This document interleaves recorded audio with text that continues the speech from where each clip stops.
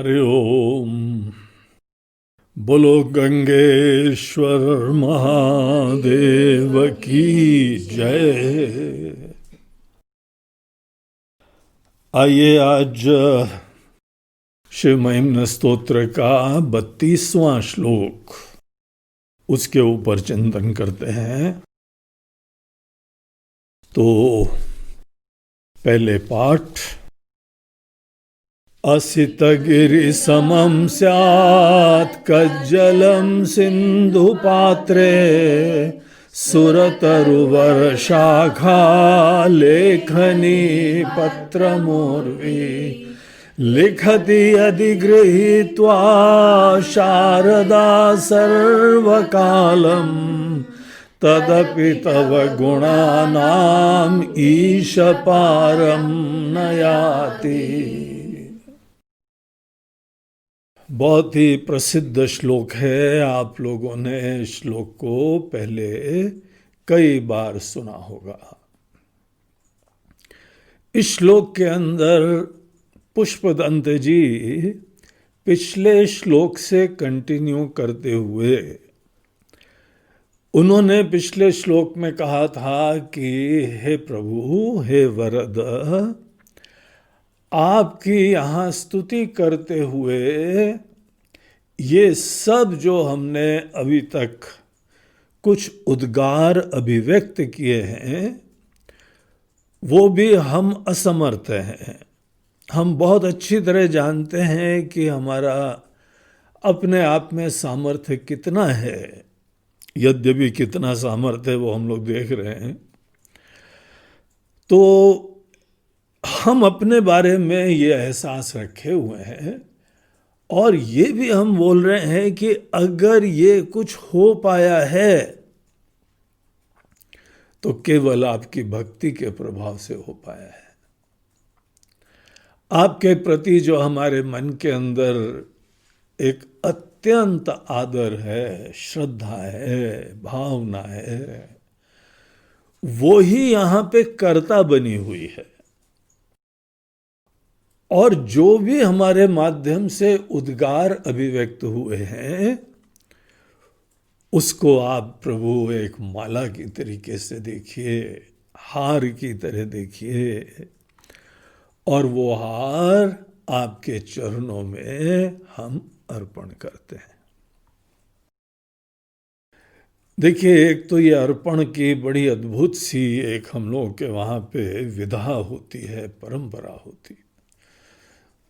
इसको तो आप इतना बढ़िया तरीके से सीख लीजिए। अर्पण क्या होता है? अर्पण तर्पण तो सीखा है आपने। अनेकों पूजा में, तीर्थ में हाथ में जल लेके अपने पितरों को तर्पण करते हैं, देवताओं को तर्पण करते हैं, ऋषियों का तर्पण करते हैं, उनको श्रद्धांजलि देते हैं। अर्पण भी हम अनेकों अर्चना जब करते हैं भगवान की पूजा में, या कुछ भी चीज़ हम ऑफर करना चाहते हैं, तो वो भगवान के सामने बड़े आदर प्रेम से लाके उनके चरणों में छोड़ देते हैं। उसके बाद क्या होता है? अर्पण में वस्तुतः ये होना चाहिए कि जो चीज भी आपने खुद अपनी मेहनत से, संकल्प से, पसीना बहा के, पुरुषार्थ लगा के आपने किसी चीज को उत्पन्न करा है, जो चीज भी आपने उत्पन्न करी है, सृजन करी है, जब हम अर्पण करते हैं उसके बाद वो चीज ईश्वर की हो जाती है।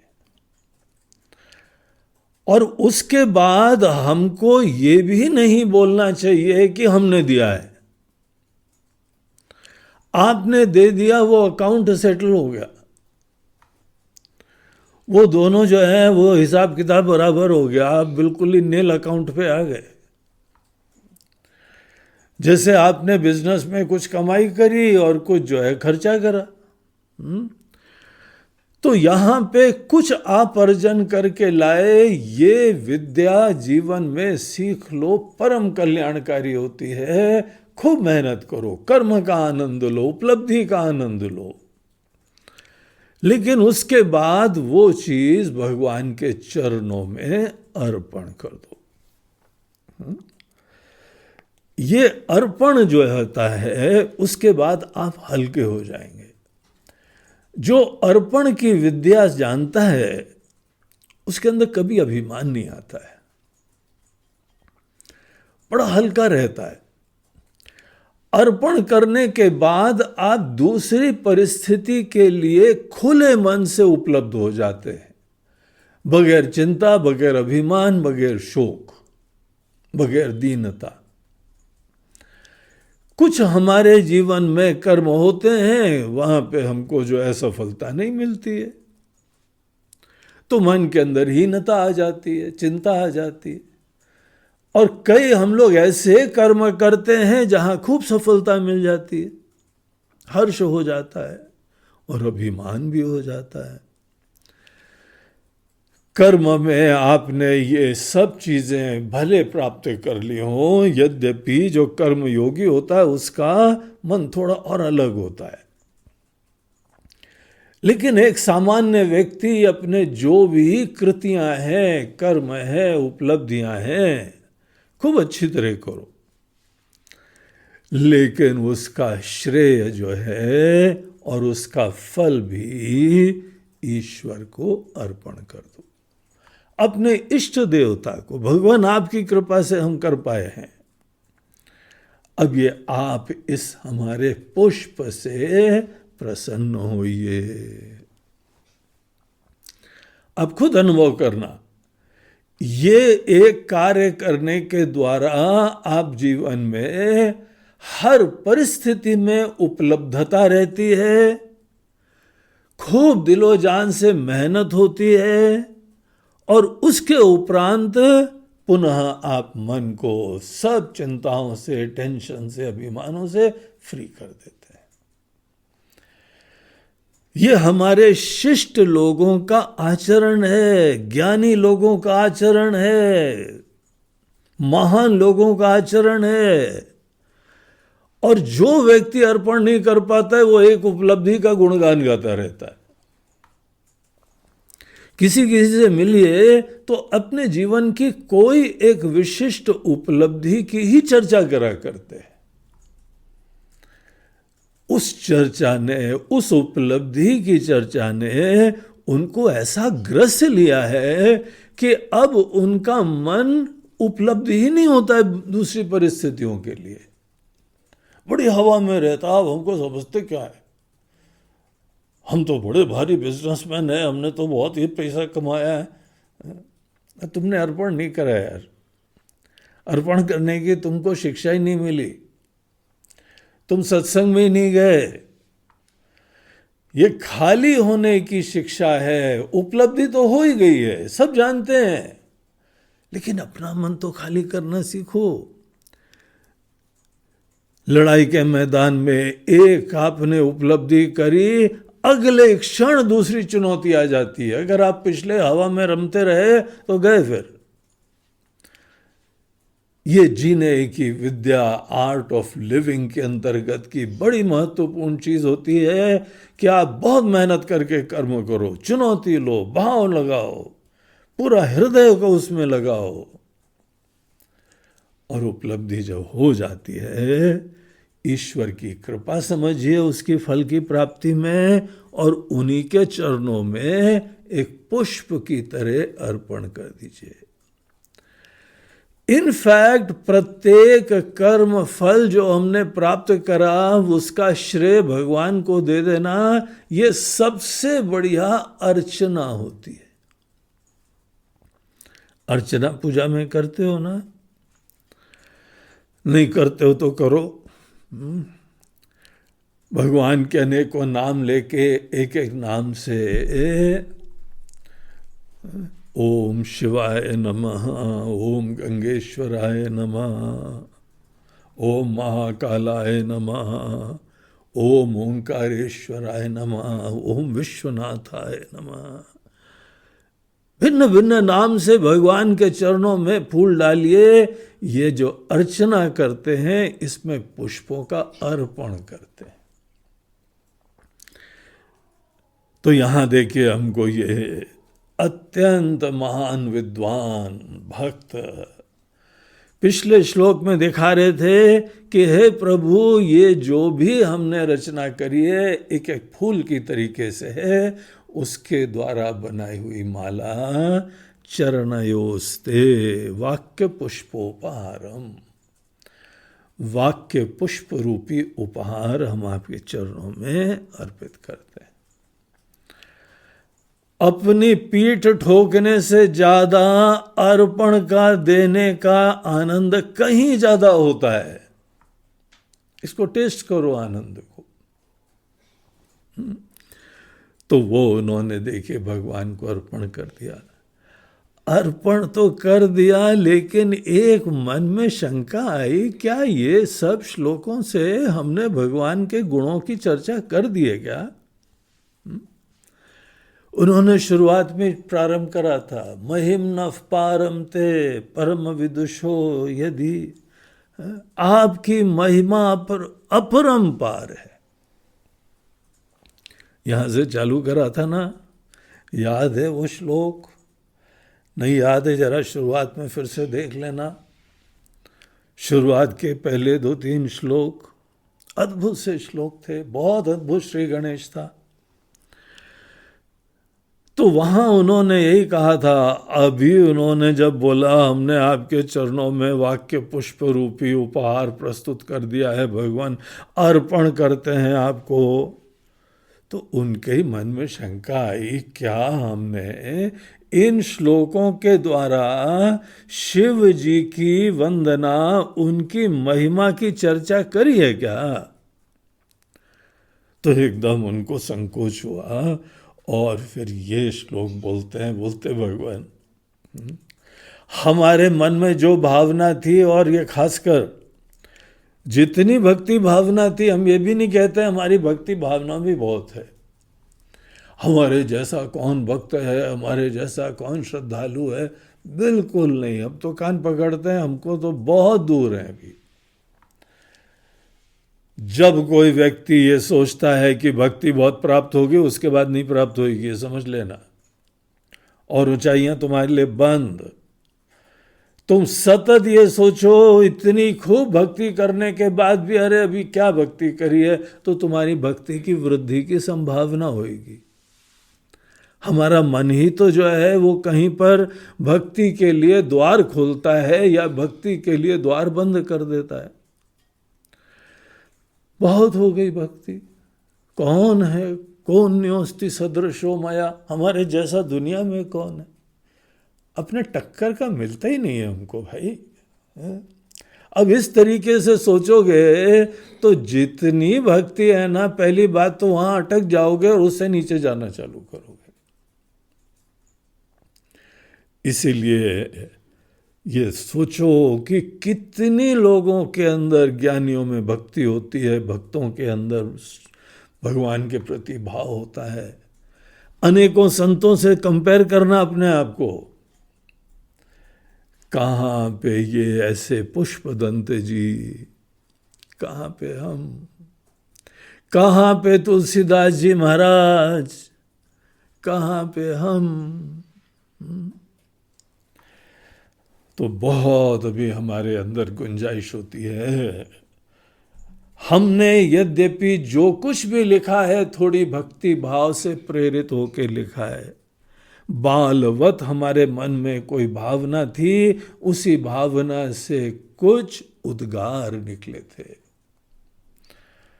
बच्चों की तरीके से हमारे अंदर से कुछ हम गिड़गिड़ा रहे थे। हमने कोशिश यही करी थी कि आपके कुछ गुणों की चर्चा करें, लेकिन यहां बोलते हैं तव गुणानाम ईश पारम न याति। हे ईश्वर, संबोधन यहां पे ईश है। हे ईश, हे ईश्वर, हे जगत को चलाने वाले उसके स्वामी। ईश मतलब जो ईशन क्रिया करता है, जो पूरा व्यवस्था करता है। दुनिया चल रही है, हमारा आप नहीं चला रहे हैं। एक कोई बहुत ही ज्ञानवान, करुणावान, शक्तिशाली वो दुनिया चला रहे हैं ना। जो सब चीजों को चला रहे हैं उनकी तरफ आपकी दृष्टि जाए, वही आपके भगवान हैं, वही आपके ईश्वर हैं, वही हमारे शिव जी हैं। उनको संबोधित करते हुए यहाँ पे कहते हैं कि हे ईश, तव गुणानाम पारम न याति। आपके गुण जो हैं वो इतने अपरंपार होते हैं, किसी चीज में भी देखें, सृष्टि में देखें, जगत की स्थिति में देखें, यहां पे सैकड़ों चीजें विराजमान है। एक एक चीज क्या प्यार से बनाया हुआ है। कहीं पर हम लोग जाते हैं, कोई कलाकारी देखते हैं, कोई पेंटिंग देखते हैं, कोई म्यूजिक सुनते हैं, कोई भजन सुनते हैं, कोई नृत्य देखते हैं, शास्त्रीय संगीत, शास्त्रीय नृत्य या आधुनिक नृत्य, गीत आप देखते हैं ना, कैसी भिन्न भिन्न कलाएं हैं। हर चीज, जो भी चीज है वो ईश्वर का कोई ना कोई अनुकरण कर रहा है। कोई ना कोई हमको शास्त्र कथा बताते हैं, उसी की चर्चा कर रहे हैं। हम किस किस चीज का वर्णन करें। एक चीज, एक कहीं पे कोई बढ़िया भोजन का रेसिपी बना देता है, खाने का पदार्थ बना देता है, लाइन लग जाती है उसके पास। ऐसी भीड़ हो जाती है कि वो वही चीज बनाते बनाते यहाँ पे इंदौर में आओ, या हमारे वहाँ पे जो है ना, वो ऐसी एक खाऊ गली है, उसको खाऊ गली हम लोग यहाँ नहीं बोलते इंदौर में। वो बम्बई वाले आते हैं ना यहाँ पे आश्रम में, तो पूछते हैं आके, गुरु जी यहाँ खाऊ गली है, हमने सुना है। बोले तो कहाँ से सुना है? बोलते यूट्यूब से सुना है और हमारे टीवी चैनल से सुना है। स्पेशल कवरेज करी है उसने यहाँ के खाने के गली की। एक गली है, सराफा का इलाका, शाम को बंद हो जाता है, उन्हीं की जाके जो है स्थान पे लोग अपने अपने स्टॉल लगा के बैठते हैं। और आपको हम क्या बताएं, ऐसी लजीज चीजें बनाते हैं, उंगली चाटते रह जाओगे।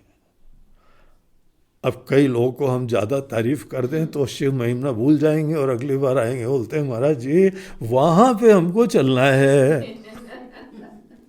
एक हमारे परिचित का पोता अमेरिका से इंदौर आया, उसने हमको जो है वो ईमेल लिखा, ढूंढ ढाड़ के निकाल लिया, हमारी वेबसाइट से देखा और फेसबुक से देखा, पता नहीं कहाँ से देखा होगा, और हमको ईमेल डाला कि स्वामी जी हम जो हैं वो आपसे इतने वर्षों पहले मिले थे और ऋषिकेश में आपके शिविर में भी आए थे, और हम इनके लड़के हैं और इनके पोते हैं। तो पूरा उसने परिचय दिया।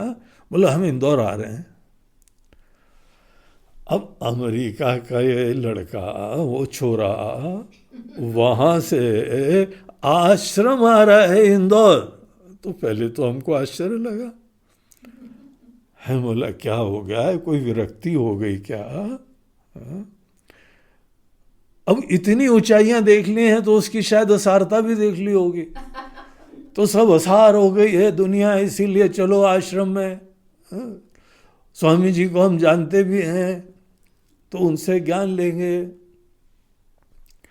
कहीं पे कोई किसी के साथ संबंध में धोखा वोखा हो गया तो इसमें काफी वैराग्य होता लोगों को। तो क्या ये हो गया, हम कल्पनाएं कर रहे थे। फिर वो दिन आया तो हमने सब तैयारी करी है। हमें बोला भाई इंदौर में कहाँ रुक रहे हो, कुछ व्यवस्था कर ली है कि यहाँ पे भी तुम्हारे लिए नहीं तो कर दे? नहीं नहीं नहीं, हमने सब कर लिए। मैं बोला अच्छा चलो ठीक है। तो लगा कि ज़्यादा वैराग्य नहीं है, थोड़ा कम है, अलग से कहीं और ही जुगाड़ करा हुआ है उसने। उसके बाद फिर जब वो यहाँ आए तो पता लगा कि इंदौर में एक कोई शेफ के घर में गेस्ट बने थे। वो शेफ जो भोजन बनाते हैं वो, उनको ढूंढ निकाला, स्वामी जी को भी ढूंढ निकाला, शेफ को भी ढूंढ निकाला, अमेरिका में बैठे बैठे। और यहाँ आके उधर रहे जाके, और उनका एकमात्र लक्ष्य था इंदौर के सराफे में जाके यहाँ के खाना टेस्ट करना। है बोला भैया प्रणाम है तुमको। हम यहाँ रहते रहते अभी तक ज्यादा नहीं गए, और धन्य है तुम्हारी जो है ये खाने की रुचियां। तुम 7 समुंदर पार हवाई जहाज में बैठ के 24 घंटे उड़ के यहाँ पे आए हो, और बंबई से फिर इंदौर आए, इंदौर से गाड़ी वाड़ी में बैठ के उधर गए और सराफे में खाना टेस्ट करने गए। हमको समझ में नहीं आया कि हंसना चाहिए कि हमको जो है क्या करना चाहिए। धन्य है। और वो जब आए तो हमने बोला पहले घूम आओ यार, तुम जहाँ पे जाना है खा पी के आओ हमारे वहाँ, फिर यहाँ पर भी तुमको कुछ खाना हो तो खिला देंगे। सात्विक सी थाली, गुजराती थाली तुम्हारे लिए बना देंगे, गुजराती आदमी था। तो वो पहुँचे, हमने पूछा कैसी रही? क्या स्तुति कर रहा था वो, अद्भुत, ग्रेट। हमने तो वीडियो भी निकाला, वो सर्विंग का भी अंदाज उसका अद्भुत था, मसाले उसके अद्भुत थे, और सब वहां पे भीड़ और इतनी चहल पहल, उसका भी मजा था। ये एक चीज है, एक चीज किसी ने ठीक से खा ली, पूरे मनोयोग से खा ली, वो फिदा हो गए। पता नहीं कितने भक्तों को यहाँ पे उस गली में भेजेंगे वो। पास में यहाँ पे शिवलिंग है, महाकालेश्वर और ओंकारेश्वर, वो नालायक वहां नहीं गया। हाँ, आश्रम आ गया, आश्रम भी कोई ज्ञान के लिए नहीं आया, कोई चर्चा के लिए नहीं आया, बस बाय द वे गली से निकल रहे थे तो परिचित हैं तो उनसे भी मिलते चलेंगे, उस अंदाज से आए थे वो। हम कहाँ कहाँ सोच रहे थे कि ये विरक्त हो गया है, कहाँ जिज्ञासु हो गया है, तत्व के ज्ञान की जिज्ञासा उत्पन्न हो गई है। और वो महाराज ईश्वर की सृष्टि के एक गुण पे फिदा थे, और दूसरे अनेकों गुण देखो। हर व्यक्ति यहाँ पे भिन्न भिन्न एक आध गुण पे पूरा जीवन गुजार देता है। ईश्वर की द्वारा बनाई हुई रचनाएं, अब ये रचनाओं को ही देख लो, रचना बनाने वाले के अंदर ज्ञान, गुण, सामर्थ्य, वो तो देखो तो आश्चर्यचकित ही रह जाओ, अंत ही नहीं है। एक एक वस्तु, और दुनिया में कितनी वस्तुएं हैं, अनंत चीजें हैं। अपने देश में उत्तर से दक्षिण, पूरब से पश्चिम चले जाओ तो यहाँ पे खाने के पदार्थ गिनते रहो। एक बार आश्रम में हम लोगों ने प्रयोग करा है, बोला अपना देश इतना महान, मेरा भारत महान, अब अपने भारत के हर प्रांत का एक दिन भोजन करेंगे। तो एक दिन पता लगा केरला का भोजन बनाया, बड़ी नाक रगड़ के बनाना पड़ा सबको। सब हमारे शिष्य लोग, सब अनेकों स्वामी लोग, उन्होंने बोला गुरु जी की आज्ञा है तो चलो। यूट्यूब, गूगल बाबा को आश्रय लिया गया, खोज करके बनाया गया। आज मलयाली खाना, आज तमिल खाना, आज कन्नड़ खाना, आज महाराष्ट्रियन खाना, आज गुजराती खाना, आज बंगाली खाना, आज उड़िया खाना, और सबसे अंत में पंजाबी खाना, क्योंकि उसके बाद छुट्टी हो जाती है। हमारे अपने देश में, और हमने सोचा कि एक जगह का भोजन खाया तो क्या हमने सब उसके समझ लिया उस प्रांत का? एक थाली में एक क्षेत्र का ज्ञान मिलेगा तुमको। वहाँ के लोग बोलते हैं कि आइए कम से कम यहाँ पे एक महीना भर रहिए तो आपको दिखाएं कि हमारे यहाँ पे मलयाली केरला वाले क्या क्या भोजन होता है। आप उच्चारण नहीं कर सकते हो नाम, ऐसे ऐसे खाने हैं हमारे वहाँ पे, और हर खाना अद्भुत।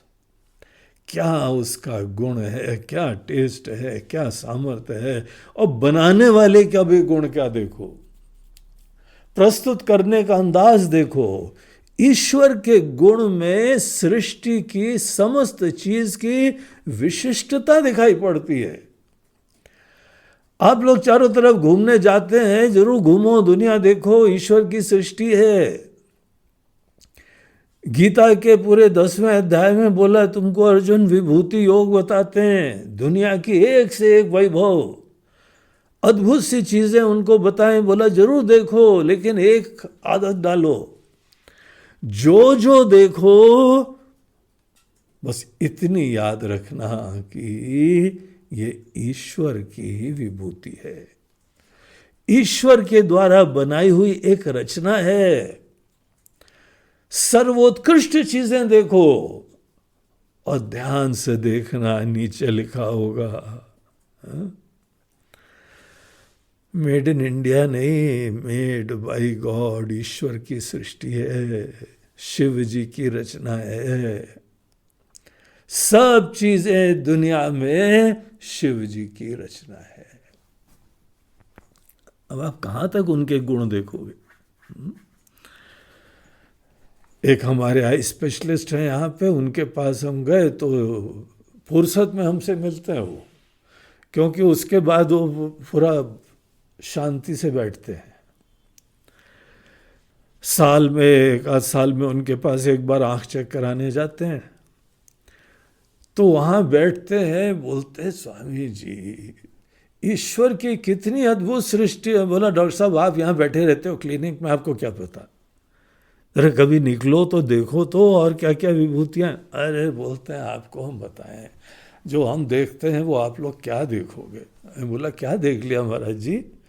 यहाँ बैठ के डॉक्टर साहब बोलते हैं कि जो स्वामी जी, जो भगवान ने रेटिना बनाई है, हम तो अवाक रह जाते हैं। आँख का पर्दा, आँख के पीछे जो पर्दा होता है रेटिना बोलते हैं, उसके ऊपर आँख के लेंस, वहाँ पे इमेज डालते हैं। जैसे कैमरे में सेंसर होता है, आप रील निकाल के, पुराने ज़माने में, आजकल कार्ड निकाल के फिर देख लेते हो ना, तो वहाँ रेटिना पे सब छपता है। तो क्या चीज़ बनाई है महाराज। आपने आज क्या खाया है, आपका बीपी क्या है, आपकी शुगर क्या है, ये सब रेटिना में लिखा हुआ है। आपकी कुंडली बना सकते हैं हम, आपके मन में कितना टेंशन है अभी। हम बोला तुम क्या जानो, बोले रेटिना जाने। रेटिना ही को हम देखते हैं। नाड़ी वैद्य देखिए, ऐसी चीजें बनाई हैं कि 3 उंगली आपके नब्ज पे रखते हैं, वात पित्त और कफ, 3 उंगलियां जो है ना, 3 चीजों के लिए देखी जाती है। सब कुछ आपके रहस्य बता दिया करते हैं। एक तो ये नाड़ी की अद्भुत बात है, उसके जानने वालों की अद्भुत है, लेकिन सबसे बड़ी चीज है ये सब बनाया किसने? हे ईश तव गुणानाम ईश पारम नहीं आती। अब हम किस किस की चर्चा करें यहां पे? आकाश में देखो तो यहां पे तारे सितारे, एक एक चीज। हे भगवान, हम लोगों की पृथ्वी तो पूरे दुनिया के अंदर एक बहुत ही छोटा सा मोहल्ला है। कोने के अंदर रखा हुआ है। अब अपना सोलार सिस्टम भी देखो, हमारा सूर्य, उसके चारों तरफ के जो ग्रह हैं, ये पृथ्वी आदि, ये सब घूम रहे हैं ना, बहुत छोटे माने जाते हैं। इतनी बड़ी दुनिया, इतना बड़ा ब्रह्मांड है। लोगों की भावना देखो, अनेकों प्रकार के नवरस देखो, खाने के अंदर भी खाने के नवरस देखो, षड रस देखो खाने के, बुद्धि की गहराई देखो,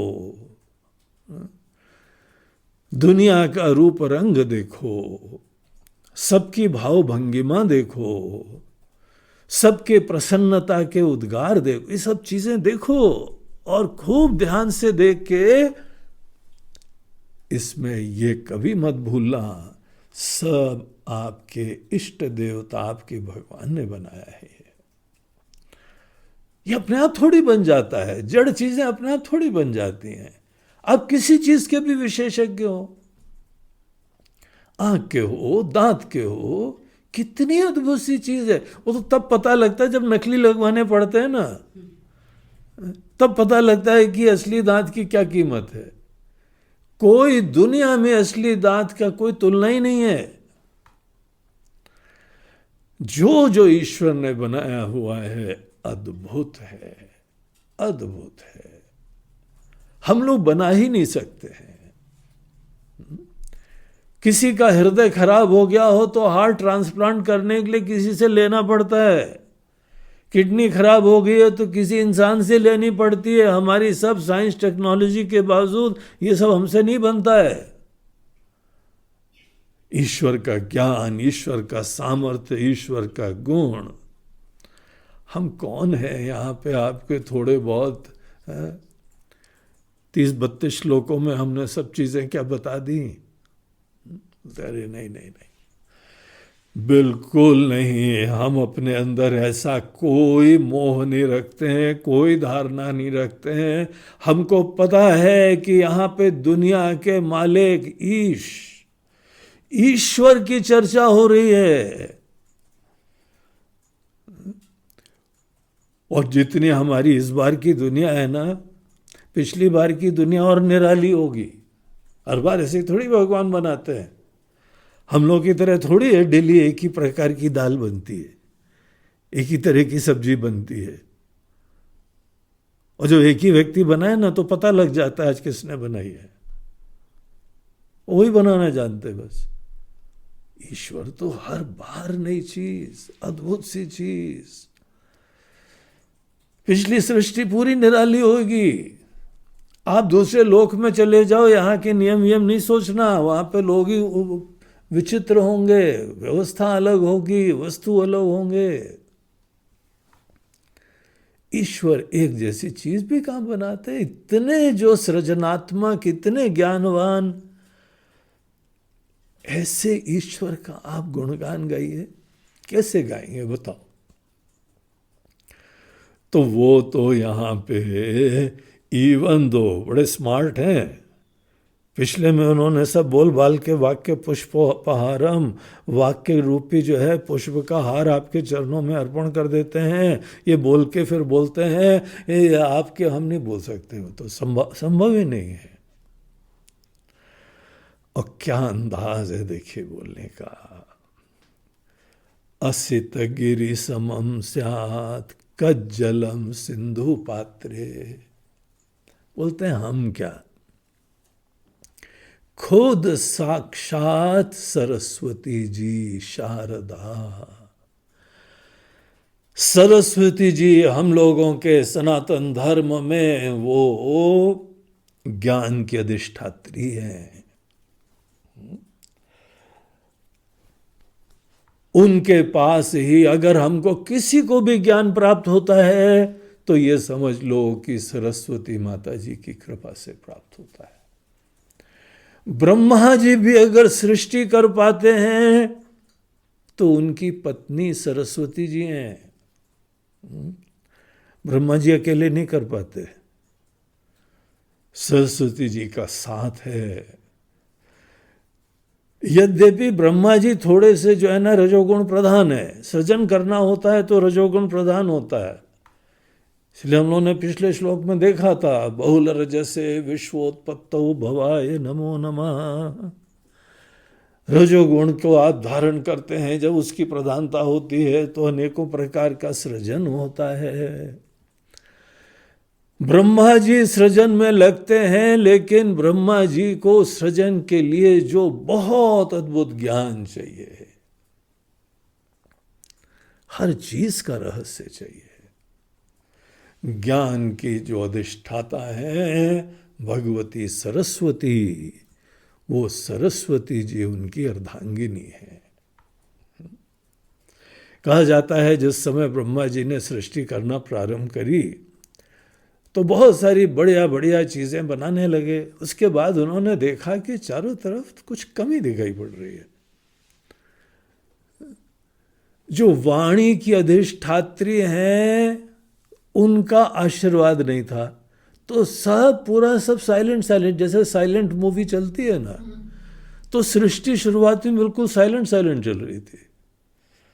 ब्रह्मा जी ने बोला बनाए तो है, उछल भी रहे कूद भी रहे, आवाज ही नहीं आ रही कुछ।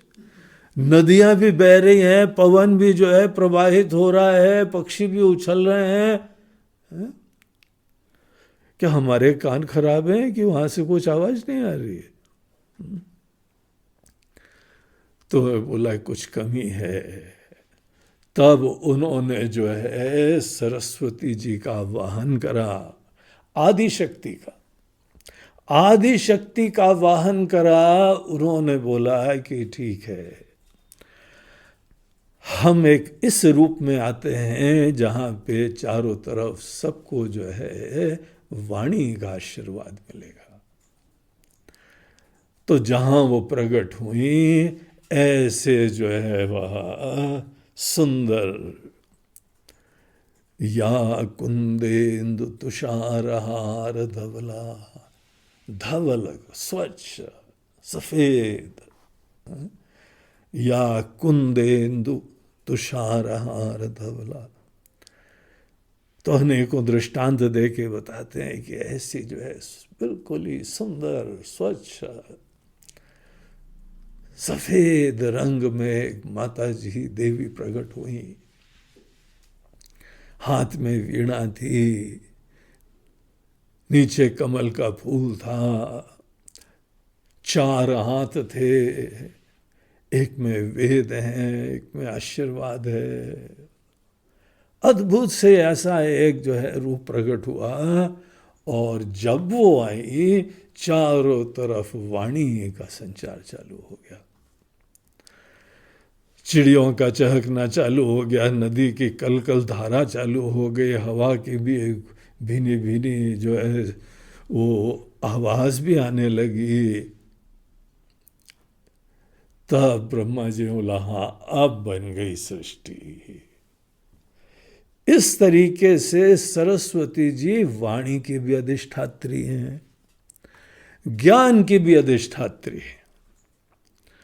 कोई भी किसी को ज्ञान प्राप्त करना हो, इसीलिए बच्चों को भी हम लोग स्कूल में सरस्वती माता की प्रार्थना सिखाते हैं।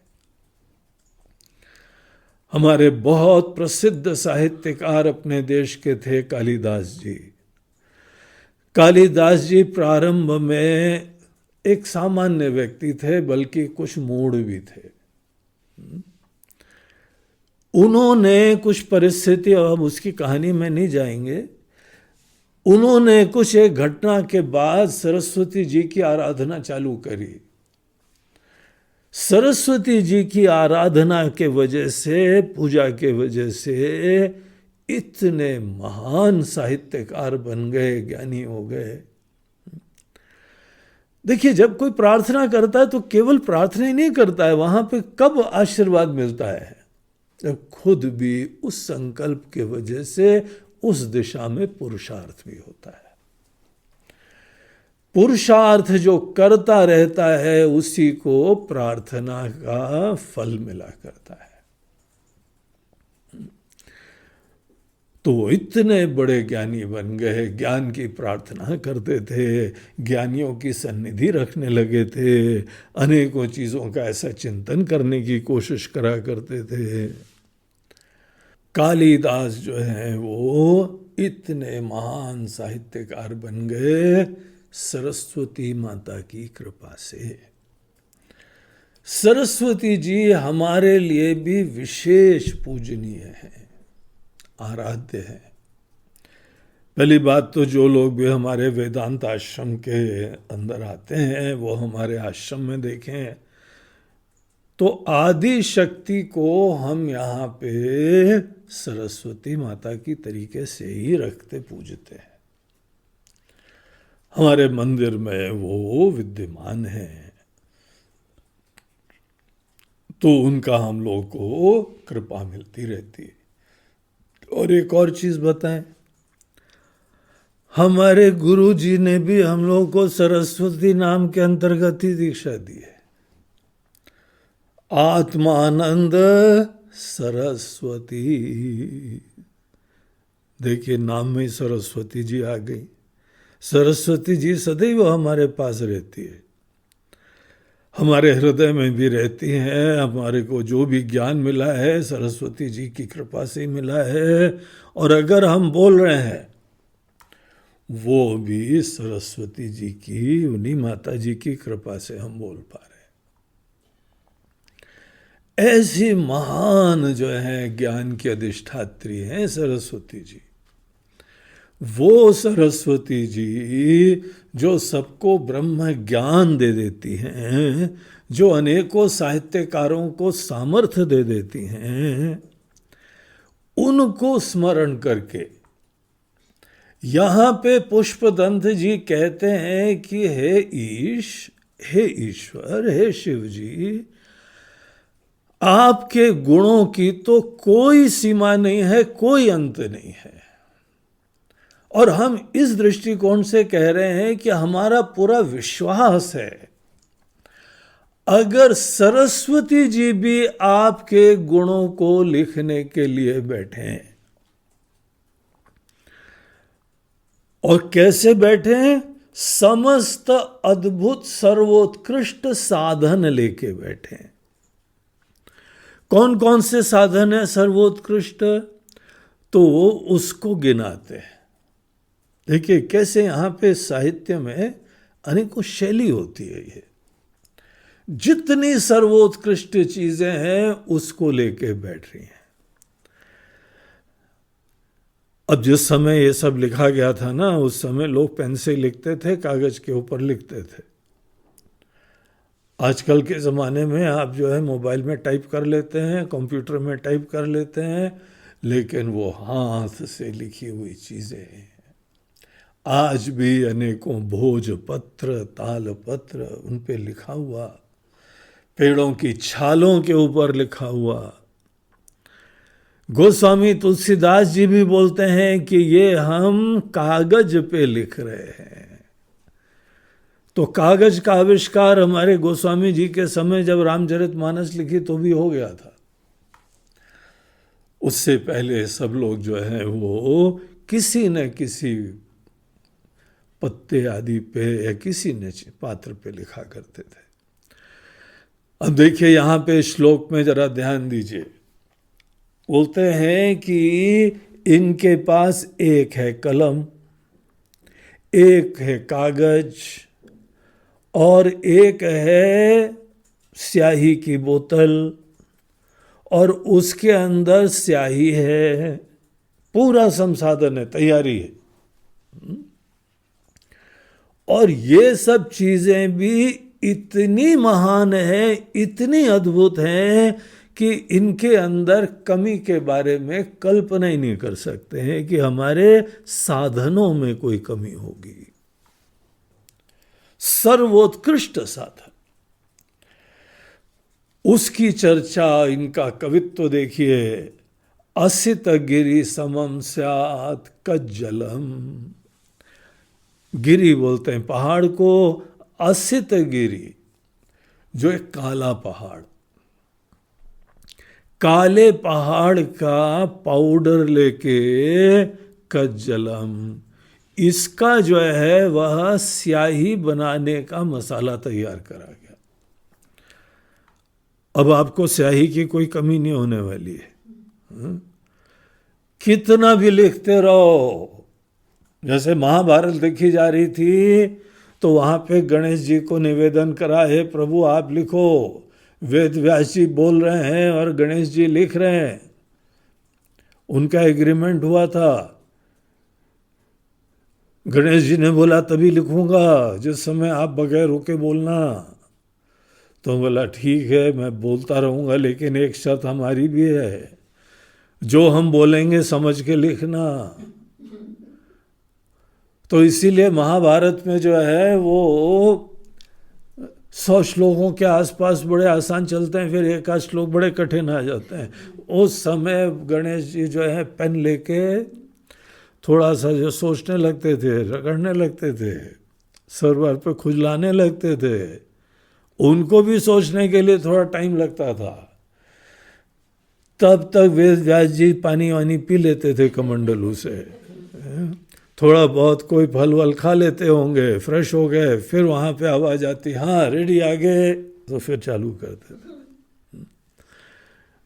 अब वहां पे लिखने वाला कोई गणेश जी थे, उनको समझ में थोड़ा सा टाइम था, लेकिन यहां पर साक्षात सरस्वती जी शारदा मैया है। और साधन भी ये भी नहीं कह सकते हैं कि इंक खत्म हो गई, पेन खत्म हो गया। कई बार हम देखते हैं प्रवचन में लोग नोट्स लिख रहे होते हैं, फिर रगड़ने लगे पेन, फिर दाएं बाएं देखते हैं यार तुम्हारे पास कोई पेन, हमारा पेन खत्म हो गया। लेकिन इस चीज की कोई चांस नहीं। असित गिरि समम स्यात् कज्जलम। और ये जो है स्याही का पाउडर लेके एक बोतल में उन्होंने उसको घोल के लिक्विड बनाया, तरल पदार्थ बना दिया। तो यहाँ पे स्याही की बोतल क्या है? सिंधु पात्रे, पूरा समुद्र, खाली समुद्र, आप सोच लीजिए वो पात्र है, और उसके अंदर जो पानी है उसको हम स्याही का पाउडर मिला के घोल के इंक बनाएंगे। और एक कलम है, कलम कौन सी है? सुरतरुवर शाखा, लेखनी। लेखनी अर्थात पेन। पेन क्या है?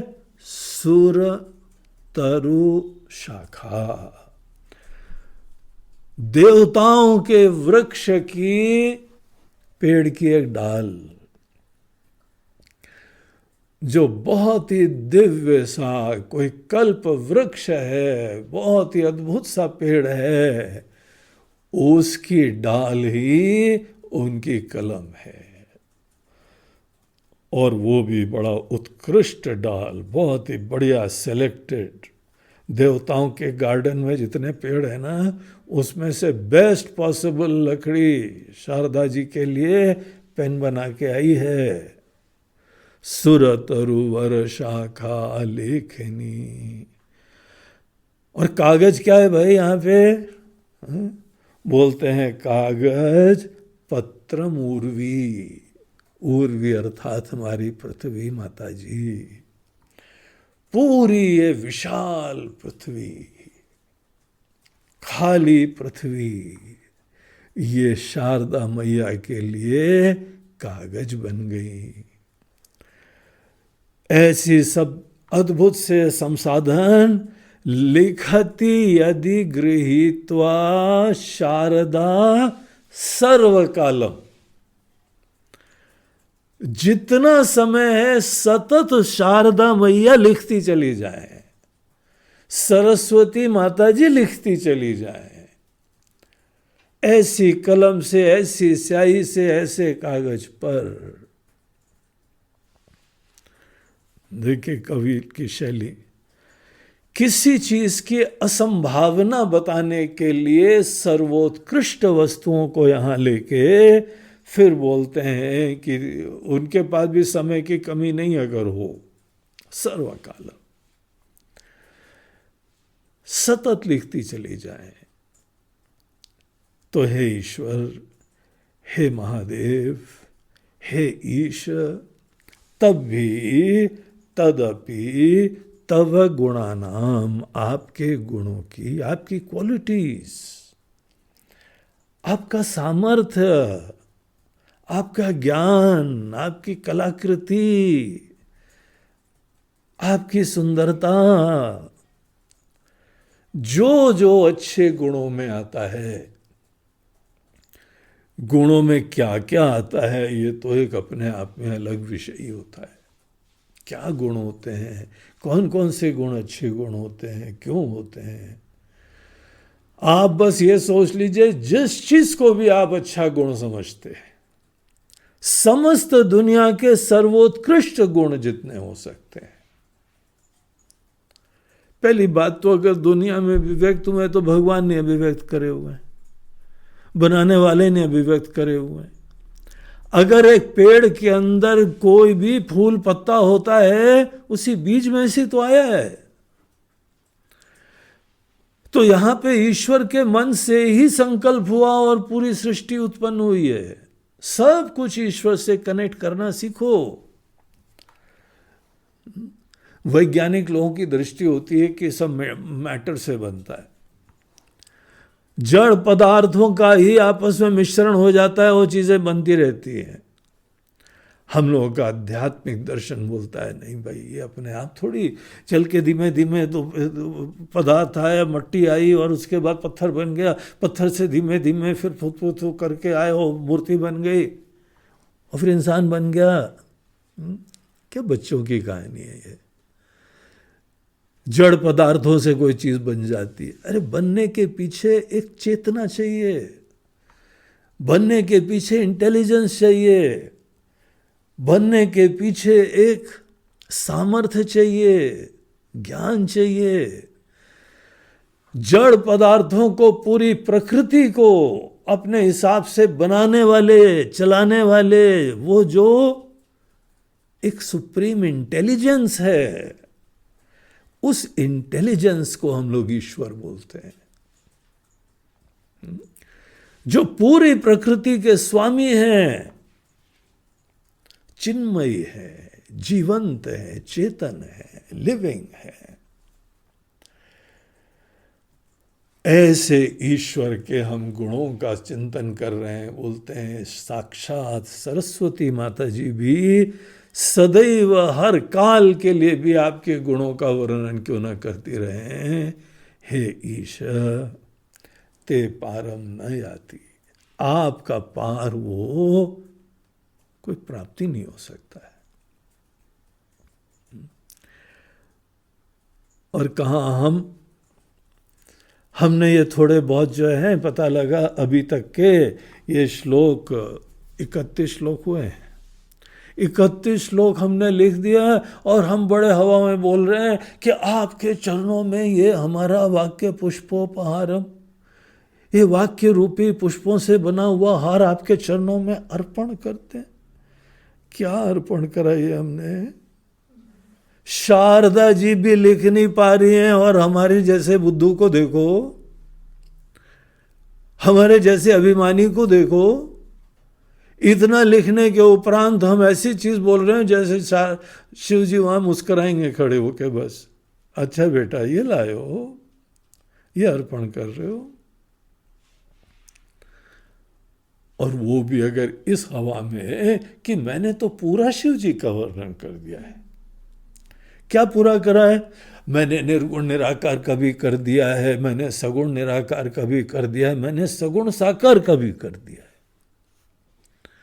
अर्वाचीने पदे, आपका जो सबसे लेटेस्ट अर्वाचीन पद था ना, मानवीय रूप में आप आए थे, उसका भी कर दिया, कंप्लीट वर्णन हो गया। फिर उनको याद आया, बोला मैं कर क्या रहा हूं, इस शिव जी का हमने वर्णन करा है। तो दोबारा जमीन पे आ गए। अर्थात ये बोलने के बाद ये कह रहे हैं कि ये आपका वर्णन पूरा नहीं है, ये हमारी जितनी अकल है, जितनी भावना है, हम अपनी भाव और अपनी अकल से थोड़े से उद्गार प्रस्तुत कर रहे हैं। भगवान, हमारे इन उद्गारों से कोई भी ऐसा भ्रम न रखे कि हमने शिव जी का पूरा वर्णन कर दिया। भैया, तुमको जो समझना है समझ लो, हम नहीं समझ रहे हैं कि हमने शिव जी का पूरा वर्णन कर दिया है। किसी के पास शब्द नहीं है इससे बड़ी, और हम क्या बात कहें कि साक्षात सरस्वती माता जी भी नहीं कर पा सकती। तो ऐसे अनंत गुण से संपन्न शिव जी होते हैं। मूल वाक्य क्या बोलना था उनको, शिव जी अनंत गुण वाले हैं। लेकिन ऐसी वाक्य कोई कह दे तो हमारे जैसा कोई होएगा ना, वो कोई पुष्पदंत जी जैसा कवि थोड़ी होगा। कवि को ये बोलना हो कि आपके अनंत गुण है, वैसे नहीं बोलते हैं, वो इस तरीके से बोलते हैं। असित गिरि समम स्यात् कज्जलम सिंधु पात्रे। तो ये यहाँ पे आशय है कि हे प्रभु, हे शिव जी, हे महादेव, हे ईश्वर, आपके अनंत गुण हैं। आपको केवल हम प्रणाम कर सकते हैं, आपकी हम वंदना कर सकते हैं, आपके आशीर्वाद की प्रार्थना कर सकते हैं। हमारे पास कोई शब्द नहीं है जो आपको हम ग्रहण कर लें, वर्णन कर दें, डिफाइन कर दें। हम आपके चरणों में शरणागत होते हैं। नमः पार्वती पते हर हर महादेव। आज का ये प्रवचन दो लोगों के द्वारा, दो दंपतियों के द्वारा प्रायोजित है। एक हैं अहमदाबाद के दिनेश और हर्षा पंड्या। उनकी तरफ से आज के प्रवचन का प्रायोजन है। ये दोनों काफ़ी पहले से परिचित हैं, अच्छे श्रद्धालु भक्त हैं। बहुत बहुत उनको आशीर्वाद। शिव जी के इस प्रवचन माला में आपने आहुति दी, सेवा दी। शिव जी की आपके ऊपर बहुत कृपा बनी रहे। दूसरे हमारे एक प्रिय शिष्य, इंदौर निवासी सुनील गर्ग और मंजू गर्ग, उनकी पत्नी, उनको भी बहुत बहुत आशीर्वाद और शुभकामनाएं। हरि ओम।